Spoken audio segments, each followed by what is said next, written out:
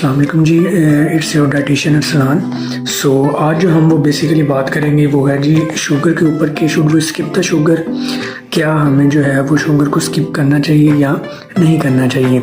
लेकिन इसके साथ साथ हम एक थोड़ा सा जो है वो एक चीज़ जो जिसके बारे में हम डिस्कस करेंगे कि ट्रेडिशनल जो शुगर है या ट्रेडिशनल जिसमें हम गुड़ आ जाता है, शक्कर आ जाता है, क्या उसको भी हमें स्किप करना चाहिए या नहीं करना चाहिए।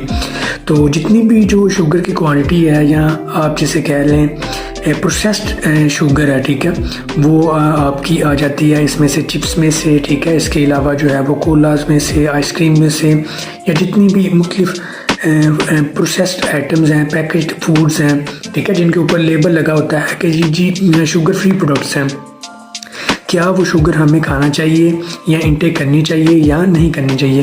तो इसका 100% एक ही आंसर है, वो ये है कि आपको ये इसको स्किप करना पड़ेगा।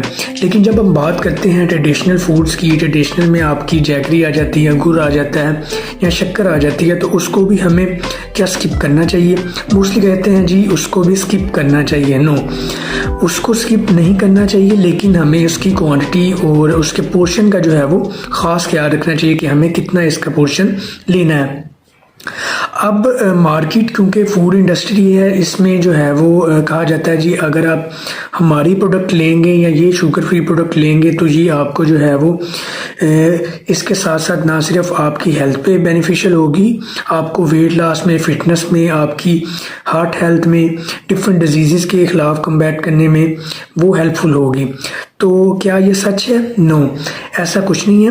बेसिकली जितनी भी हमारी फूड इंडस्ट्रीज़ में प्रोडक्ट्स पाई जाती हैं जिसके ऊपर लेबल किया जाता है कि ये शुगर फ्री प्रोडक्ट्स हैं, ठीक है, वो शुगर फ्री प्रोडक्ट्स तो होती हैं, लेकिन उसमें जो है वो बहुत सारे केमिकल्स होते हैं, इमल्सिफायर्स होते हैं, स्वीटनर्स होते हैं, ठीक है।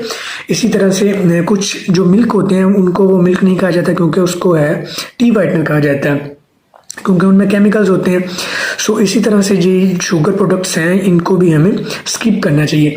लेकिन एटलीस्ट हमें कितनी जो है वो ट्रेडिशनल शुगर जो है वो हम ले सकते हैं। लाइक अगर हम जो है वो किसी भी अपने त्यौहार पे अगर कोई हम मिठाई बनाते हैं, लड्डू बनाते हैं, तो उसमें तो ऑटोमेटिकली आपको जो है वो यूज़ करनी ही करनी है शुगर, ठीक है। या आप हलवा बना रहे हैं, ठीक है, इसके अलावा कुछ भी बना रहे हैं आप मीठा, तो आप जो है वो उसमें शुगर ऐड करेंगे, लेकिन आप उसको जैगरी की फॉर्म में ऐड कर सकते हैं, बोनविया की फॉर्म में ऐड कर सकते हैं, स्टीविया की फॉर्म में ऐड कर सकते हैं, शक्कर की फॉर्म में ऐड कर सकते हैं।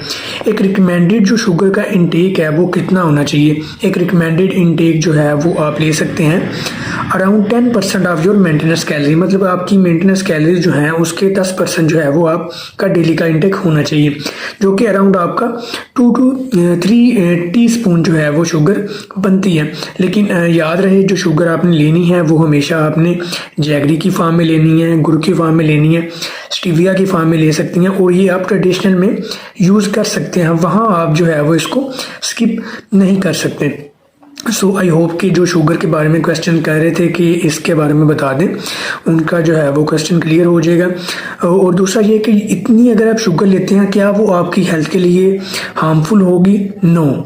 जब आप जो है वो इतनी ज़्यादा शुगर नहीं इंटेक कर रहे या आप बहुत ज़्यादा इंटेक कर रहे हैं फिर ऑटोमेटिकली आपके लिए हार्मफुल होगी।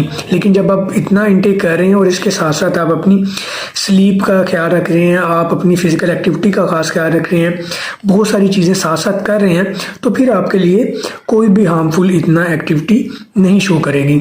सो ट्राई टू टेक के मतलब आपको जितनी भी मैंने कही है 2 to 3 टीस्पून आपने वो ले सकते हैं, इससे ज़्यादा आपने नहीं लेनी।